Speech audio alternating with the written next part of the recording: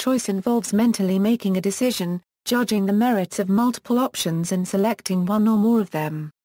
One can make a choice between imagined options or between real options followed by the corresponding action. For example, a traveler might choose a route for a journey based on the preference of arriving at a given destination as soon as possible. The preferred route can then follow from information such as the length of each of the possible routes, traffic conditions, etc. If the arrival at a choice includes more complex motivators, cognition, instinct and feeling can become more intertwined. Simple choices might include what to eat for dinner or what to wear on a Saturday morning, choices that have relatively low impact on the chooser's life overall. More complex choices might involve what candidate to vote for in an election, what profession to pursue, a life partner, etc. Choices based on multiple influences and having larger ramifications. Most people regard having choices as a good thing, though a severely limited or artificially restricted choice can lead to discomfort with choosing, and possibly an unsatisfactory outcome. In contrast, a choice with excessively numerous options may lead to confusion, regret of the alternatives not taken, and indifference in an unstructured existence. And the illusion that choosing an object or a course leads necessarily to control of that object or course can cause psychological problems. Types. There are 4 main types of decisions, although they can be expressed in different ways. Brian Tracy breaks them down into command decisions, which can only be made by you, as the commander-in-chief or owner of a company. Delegated decisions, which may be made by anyone, such as the color of the bike shed, and should be delegated, as the decision must be made but the choice is inconsequential. Avoided decisions, where the outcome could be so severe that the choice should not be made, as the consequences cannot be recovered from if the wrong choice is made. This will most likely result in negative actions, such as death. No-brainer decisions, where the choice is so obvious that only one choice can reasonably be made. A 5th type, however, or 4th if 3 and 4 are combined as one type, is the collaborative decision, which should be made in consultation with, and by agreement of others. Collaborative decision-making revolutionized air traffic safety by not deferring to the captain when a lesser crew member becomes aware of a problem. Another way of looking at decisions focuses on the thought mechanism used, is the decision, rational, intuitive, recognition-based, combination. Recognizing that type is an imprecise term, an alternate way to classify types of choices is to look at outcomes and the impacted entity. For example, using this approach 3 types of choices would be business, personal, consumer. In this approach, establishing the types of choices makes it possible to identify the related decisions that will influence and constrain a specific choice as well as be influenced and constrained by another choice. There are many executive decision-maker products available, such as the decision wheels and the Magic 8 Ball, which randomly produce yes, no or other decisions for someone who cannot make up their mind or just wants to delegate. A Ouija board is also a delegated decision. As a moral principle, decisions should be made by those most affected by the decision, but this is not normally applied to persons in jail, who might likely make a decision other than to remain in jail. Robert Gates cited this principle in allowing photographs of returning war dead. Evaluability in economics. When choosing between options, one must make judgments about the quality of each option's attributes. For example, if one is choosing between candidates for a job, the quality of relevant attributes such as previous work experience, college or high school GPA, and letters of recommendation will be judged for each option, and the decision will likely be based on these attribute judgments. However, each attribute has a different level of evaluability, that is, the extent to which one can use information from that attribute to make a judgment. An example of a highly evaluable attribute is the SAT score. It is widely known in the United States that an SAT score below 800 is very bad while an SAT score above 1500 is exceptionally good. Because the distribution of scores on this attribute is relatively well known, it is a highly evaluable attribute. Compare the SAT score to a poorly evaluable attribute, such as the number of hours spent doing homework. Most employers would not know what 10,000 hours spent doing homework means because they have no idea of the distribution of scores of potential workers in the population on this attribute. As a result, evaluability can cause preference reversals between joint and separate evaluations. For example, c. George Lowenstein, Blunt and Barzaman looked at how people choose between options when they are directly compared because they are presented at the same time or when they cannot be compared because one is only given a single option. The canonical example is a hiring decision made about two candidates being hired for a programming job. Subjects in an experiment were asked to give a starting salary to two candidates, Candidate J and Candidate S. However, some viewed both candidates at the same time, whereas others only viewed one candidate. Candidate J had experience of 70 KY programs, and a GPA of 2.5, whereas Candidate S had experience of 10 KY programs and a GPA of 3.9. The results showed that in joint evaluation both candidates received roughly the same starting salary from subjects, who apparently thought a low GPA but high experience was approximately equal to a high GPA but low experience. However, in the separate evaluation, subjects paid Candidate S, the one with the high GPA, substantially more money. The explanation for this is that KY programs is an attribute that is difficult to evaluate and thus people cannot base their judgment on this attribute in separate evaluation. Personal factors determine food choice.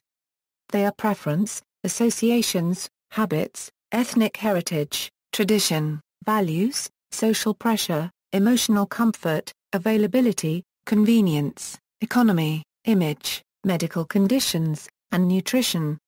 Number of options and the paradox of choice. A number of research studies in economic psychology have focused on how individual behavior differs when the choice set size is low versus when it is high.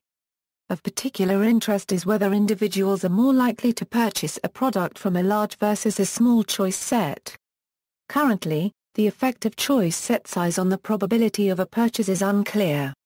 In some cases, large choice set sizes discourage individuals from making a choice, and in other cases it either encourages them or has no effect. One study compared the allure of more choice to the tyranny of too much choice. Individuals went virtual shopping in different stores that had a randomly determined set of choices ranging from 4 to 16, with some being good choices and some being bad. Researchers found a stronger effect for the allure of more choice. However, they speculate that due to random assignment of number of choices and goodness of those choices, many of the shops with fewer choices included zero or only one option that was reasonably good, which may have made it easier to make an acceptable choice when more options were available. There is some evidence that while greater choice has the potential to improve a person's welfare, sometimes there is such a thing as too much choice. For example, in one experiment involving a choice of free soda, individuals explicitly requested to choose from 6 as opposed to 24 sodas, where the only benefit from the smaller choice set would be to reduce the cognitive burden of the choice. A recent study supports this research, finding that human services workers indicated preferences for scenarios with limited options over extensive options scenarios. As the number of choices within the extensive option scenarios increased, the preference for limited options increased as well. Attempts to explain why choice can demotivate someone from a purchase have focuses on two factors. One assumes that perusing a larger number of choices imposes a cognitive burden on the individual. The other assumes that individuals can experience regret if they make a suboptimal choice, and sometimes avoid making a choice to avoid experiencing regret. Further research has expanded on choice overload, suggesting that there is a paradox of choice. As increasing options are available, three problems emerge. First, there is the issue of gaining adequate information about the choices in order to make a decision. Second, having more choices leads to an escalation of expectation. When there are increased options, FIOPLI unregistered trademark S standards for what is an acceptable outcome rise. In other words, choice O spoils you third. With many options available, people may come to believe they are to blame for an unacceptable result because with so many choices, they should have been able to pick the best one. If there is one choice available, and it ends up being disappointing, the world can be held accountable. When there are many options and the choice that one makes is disappointing, the individual is responsible. However, A recent meta-analysis of the literature on choice overload calls such studies into question. In many cases, researchers have found no effect of choice set size on people's beliefs, feelings, and behavior. Indeed, overall, the effect of too many options is minimal at best. While it might be expected that it is preferable to keep only a unregistered trademark S options open, research has shown that having the opportunity to revise only a unregistered trademark S decisions leaves people less satisfied with the decision outcome. A recent study found that participants experienced higher regret after having made a reversible decision. The results suggest that reversible decisions cause people to continue to think about the still relevant choice options, which might increase dissatisfaction with the decision and regret. Individual personality plays a significant role in how individuals deal with large choice set sizes. Psychologists have developed a personality test that determines where an individual lies on the satisficer-maximizer spectrum. A maximizer is one who always seeks the very best option from a choice set, and may anguish after the choice is made as to whether it was indeed the best. Satisficers may set high standards but are content with a good choice, and place less priority on making the best choice. Due to this different approach to decision-making, maximizers are more likely to avoid making a choice when the choice set size is large, probably to avoid the anguish associated with not knowing whether their choice was optimal. One study looked at whether the differences in choice satisfaction between the two are partially due to a difference in willingness to commit to only a unregistered trademark S choices. It found that maximizers reported a stronger preference for retaining the ability to revise choices. Additionally, after making a choice to buy a poster, satisficers offered higher ratings of their chosen poster and lower ratings of the rejected alternatives. Maximizers, however, were less likely to change their impressions of the posters after making their choice, which left them less satisfied with their decision. Maximizers are less happy in life, perhaps due to their obsession with making optimal choices in a society where people are frequently confronted with choice. One study found that maximizers reported significantly less life satisfaction, happiness, optimism, and self-esteem, and significantly more regret and depression, than did satisficers. In regards to buying products, maximizers were less satisfied with consumer decisions and were more regretful. They were also more likely to engage in social comparison, where they analyzed their relative social standing among their peers, and to be more affected by social comparisons in which others appeared to be in higher standing than them. For example, maximizers who saw their peers solve puzzles faster than themselves expressed greater doubt about their own abilities and showed a larger increase in negative mood. On the other hand, people who refrain from taking better choices through drugs or other forms of escapism tend to be much happier in life. Others say that there is never too much choice and that there is a difference between happiness and satisfaction. A person who tries to find better decisions will often be dissatisfied, but not necessarily unhappy, since his attempts at finding better choices did improve his lifestyle. Choice architecture is the process of encouraging people to make good choices through grouping and ordering the decisions in a way that maximizes successful choices and minimizes the number of people who become so overwhelmed by complexity that they abandon the attempt to choose. Generally, success is improved by presenting the smaller or simpler choices first, and by choosing and promoting sensible default options. Relationship to identity, choices, especially choices made by consumers, may carry symbolic meaning and speak to a person's self-identity. In general, the more utilitarian an item, the less the choice says about a person's self-concept. Purely utilitarian items, such as a fire extinguisher, may be chosen solely for function, but non-utilitarian items, such as music, clothing fashions, or home decorations, represent choices made with the person's identity in mind. Attitudes. Sophia Rosenfeld analyzes critical reactions to choice in her review of some of the work of Iyengar, Ben Porath, Greenfield and Salecl. Other uses: animal behavior, see preference tests, law. The age at which children or young adults can make meaningful and considered choices poses issues for ethics and for jurisprudence.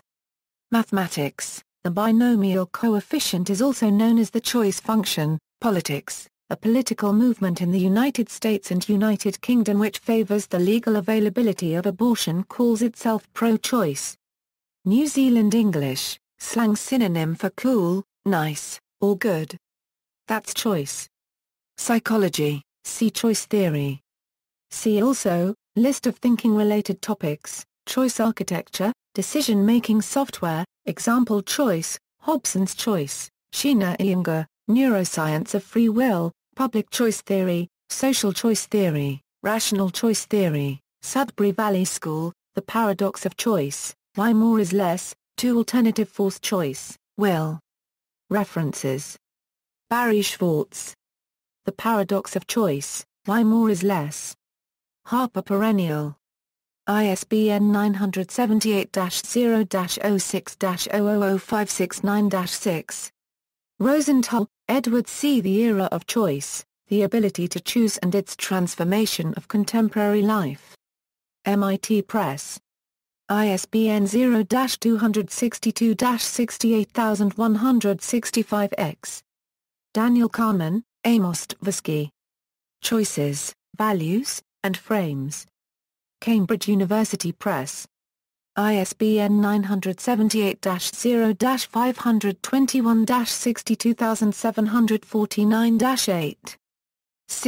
C.K., Lowenstein, G.F., Blunt, S., Baserman, M.H. Preference Reversals Between Joint and Separate Evaluations of Option, A Review and Theoretical Analysis. Psychological Bulletin 125, 5, 576 Euro 590. Irons, B. and C. Hepburn 2007. Regret Theory and the Tyranny of Choice. The Economic Record. 83, 261, 191 Euro 203. Iyengar, S.S. and M.R. Lepper. 2000. When choice is demotivating, can one desire too much of a good thing? Journal of Personality and Social Psychology 70, 6, 996 Euro 1006. Norwood, F. 2006. Less choice is better, sometimes. Journal of Agricultural and Food Industrial Organization 4, 1. Article 3. Norwood, F. Bailey, Jason L. Lusk, Barith Aaron H. Elam, and Chida Rastagari Hanibari. An Empirical Investigation into the Excessive Choice Effect. American Journal of Agricultural Economics. Forthcoming. External links.